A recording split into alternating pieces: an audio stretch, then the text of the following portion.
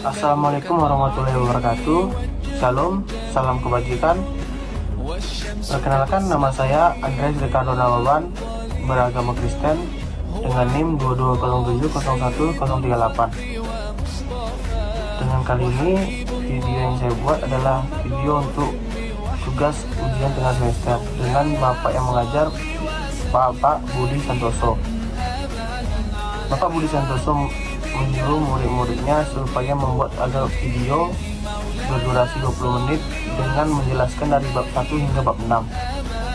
Baiklah, kali ini saya akan membuat video mulai dari bab 1 hingga bab 6. Baiklah, di bab 1 dengan judul Hakikat Ibadah dalam Islam. Hakikat ibadah dalam Islam dengan judulnya baik kita mengetahuinya, yaitu ibadah adalah bentuk dasar atau masdar yang berarti taat pengabdian, sedangkan hakikat ibadah merupakan puncak ketaatan. Islam memberikan pedoman ibadah yang bersifat final, yaitu memberikan prinsip, yaitu beribadah hanya menyembah Allah sebagai wujud, hanya mengesahkan Allah, beribadah tanpa perantara, beribadah dilakukan secara ikhlas, dan beribadah sesuai tuntunan syariat. Fungsi ibadah dalam kehidupan manusia diantaranya: 1. Mewujudkan hubungan diantara hamba dengan Tuhannya. 2. Membentengi manusia dari perbuatan keji dan mungkar. 3. Mendidik solidaritas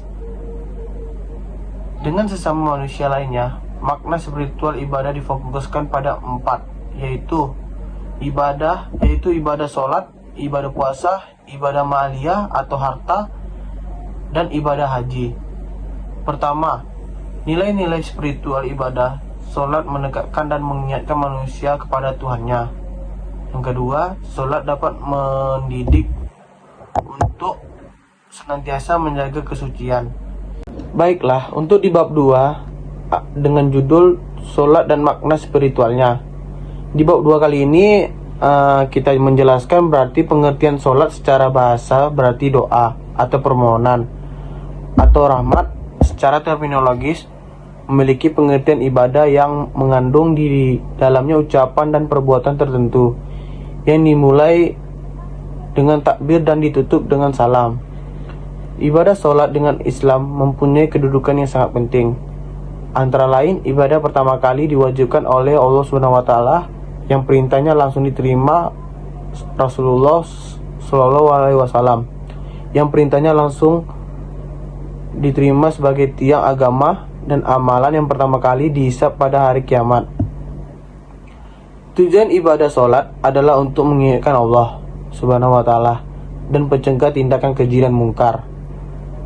Adapun fungsi sholat antara lain sebagai penghapus dosa, sebagai sebab Allah memberikan rahmat, petunjuk, keberuntungan, ridhonya, dan Allah memberikan kesudahan yang baik.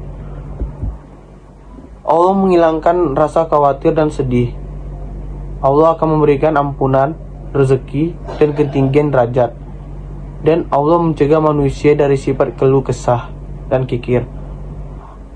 Akhlak dalam sholat yang dimaksudkan adalah seseorang dalam melaksanakan ibadah sholat dengan menghindarkan diri dari bid'ah atau penyimpangan dan menyesuaikan dengan tuntunan sholat Nabi Muhammad SAW berdasarkan hadits-haditsnya.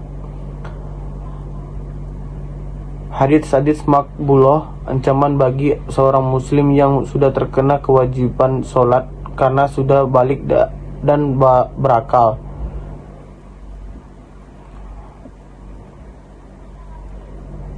Kemudian meninggalkan sholat dengan sengaja dihukumi syirik dan kufur. Di samping beberapa ancaman lainnya, yaitu yang pertama, mendapatkan siksaan yang sangat amat dahsyat di alam kubur sampai datangnya hari kiamat. Yang kedua, mendapatkan siksa al-wa'il di akhirat.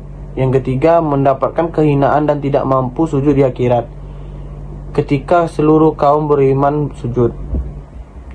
Baiklah, di bab 3 kali ini dengan judul puasa dan korelasinya dalam pembentukan insan berkarakter.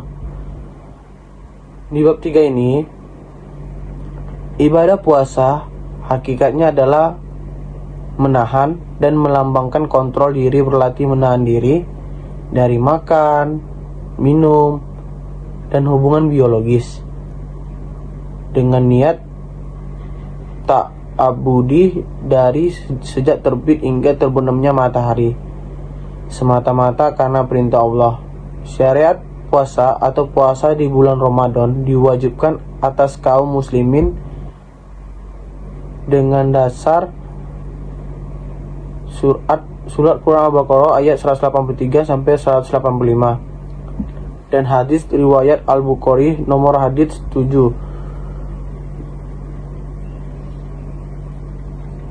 Syariat puasa juga pernah diwajibkan pula kepada umat-umatnya nabi-nabi terdahulu mulai Nabi Adam. Tujuan dari disyariatkannya puasa bagi orang beriman adalah membentuk pribadi yang bertakwa. Sementara fungsi ibadah puasa dalam kehidupan manusia diantaranya melatih sabar, pengendalian diri, disiplin, jujur, dan emosi. Beberapa ibadah puasa diantaranya adalah yang pertama sebagai sarana meraih ketakwaan, yang kedua melatih mengekang dan mengarahkan jiwanya kepada hal-hal yang baik, dan yang ketiga Allah melipat gandakan pahalanya untuk orang yang berpuasa dengan tanpa batas. Baiklah, sampai kita di bab 4. Di bab 4 kali ini dengan judul haji dan makna spiritualnya dalam kehidupan.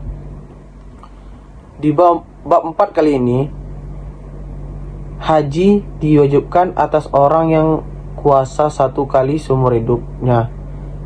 Ketentuan ini berdasarkan firman Allah dalam surat Quran Ali Imran 97. Hikmah haji diantaranya menumbuhkan jiwa tauhid yang tinggi, yang pertama, dan yang kedua pembentukan sikap mental dan akhlak yang mulia. Yang ketiga, menyatukan umat Islam sedunia menjadi ummah wahidah karena kesatuan akidah dan kesatuan ideologi. Dan yang keempat, mengajarkan sejarah, khususnya sejarah perjuangan Nabi Muhammad SAW dan Nabi Ibrahim mendorong manusia untuk mengenal peta planet bumi, mengetahui tentang manusianya dan mengerti tentang masyarakat, dan menjadi muktamar akbar umat Islam di sedunia sekali setahun untuk membahas dan memecahkan segala problem Islam. Makna spiritual ibadah haji diantaranya yang pertama, ihram merupakan kesucian diri dengan mengontrol keinginan dan nafsu. Yang kedua, tawaf. Tawaf adalah hidup dalam lingkaran ibadah. Dan yang ketiga, sa'i lambing, meningkatkan etos kerja dengan khalifah. Dan yang keempat, tahallul. Tahallul pelajaran tentang pelayanan secara individual. Yang kelima, wukuf. Wukuf sebagai upaya menggalang potensi dan jaringan, menyusun langkah dan program umat, mengatur strategi, menghadapi tantangan dan masa depan. Dan yang keenam, Musdalifah merupakan persiapan menghadapi ancaman dan tantangan. Yang ketujuh, melontar jumrah di Mina adalah semangat perjuangan. Dan yang ke-8, menyembelih kurban sebagai bentuk lambang pengorbanan kepada Allah Subhanahu wa taala. Kita sudah sampai ke bab 5. Di bab 5 kali ini, ibadah maliyah dan makna spiritualnya dalam kehidupan. Di bab 5 kali ini dengan judul seperti itu, berarti ibadah maliyah adalah ibadah yang dilakukan dengan menggunakan sarana harta benda sebagai bentuk ta'abudi kepada Allah. Macam-macam ibadah ma'aliyah dalam Islam adalah zakat, infak, sodakoh, fidyah, kifarat, kurban atau udiyah, akikah, al-hadiyah. Hikmah menjalankan ibadah maliyah diantaranya yang pertama, membersihkan harta dari hak-hak orang lain, dan yang kedua, menyuburkan sifat-sifat kebaikan, yang ketiga, menjaga keseimbangan hidup, dan yang keempat, memupuk rasa kasih sayang, yang kelima, mengikis jurang kesenjangan, kecemburuan dan ketidakadilan sosial, yang keenam, menjadi jalan meraih rezeki yang lebih besar dan berkah, dan yang ketujuh, menjadi sarana mendekatkan diri kepada Allah. Makna spiritual ibadah maliyah dalam kehidupan sehari-hari yaitu zakat sebagai media tazkiyah an-nufus, yaitu membersihkan dan menyucikan harta benda, serta membersihkan muzaki dari sifat kikir dan cinta yang berlebihan kepada harta benda. Baiklah, di bab yang ke-6 ini kita akan membahas dengan judul akhlak dan perannya sebagai modal sosial bagi keberhasilan hidup seseorang. Di bab 6 kali ini, hakikat akhlak merupakan sifat yang tertanam kuat dalam jiwa yang nampak dalam perbuatan lahiriah yang dilakukan dengan mudah tanpa memerlukan pemikiran lagi dan sudah menjadi kebiasaan. Etika adalah standar menilai didasarkan pada penilaian aspek baik dan buruknya tingkah laku manusia serta hak dan kewajiban moralitasnya. Moral lebih dihubungkan dengan sistem hidup dan mengarah kepada tatanan nilai hidup seseorang.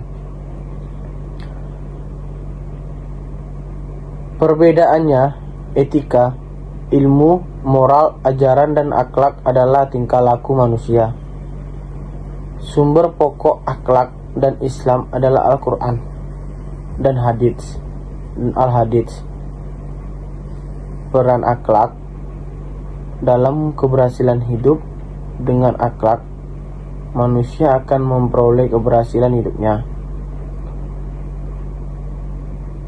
yakni kebahagiaan dan keharmonisan dalam berhubungan dengan Allah Subhanahu wa Ta'ala, di samping berhubungan dengan sesama makhluk dan juga alam sekitar. Urgensi lain, akhlak dijadikan sebagai alat untuk menentukan baik buruknya sifat dan tingkah laku seseorang berdasarkan Al-Quran dan Al-Hadits. Baiklah, di sini saya akan menyimpulkan dari yang saya ringkas dari bab 1 hingga bab 6 dengan masing-masing per bab. Saya akan kesimpulkan dari bab 1 berdasarkan pemaparan dari materi bab 1 sebelumnya. Semua ibadah dalam Islam berkaitan erat dengan hubungan sosial atau hubungan dengan sesama manusia. Di dalam Islam, ibadah sosial lebih dikenal dengan istilah muamalah atau hubungan antara seorang muslim dengan lingkungan sekitarnya. Dan untuk di materi bab 2, menurut saya kesimpulan yang saya dapat dari materi bab 2 adalah seorang yang sholat berarti melakukan hubungan langsung dengan Allah Subhanahu wa Ta'ala. Dengan demikian, tercipta rasa aman, tenang, damai, indah, sejuk, dan lapang dada. Sesungguhnya, sholat itu adalah kewajiban yang ditentukan waktunya. Orang-orang yang beriman, surat An-Nisa Juz 4 ayat 103. Janganlah kamu merasa takut dan janganlah kamu merasa sedih. Bergembiralah kamu dengan memperoleh surga yang telah dijanjikan Allah kepadamu. Dan di Fusilat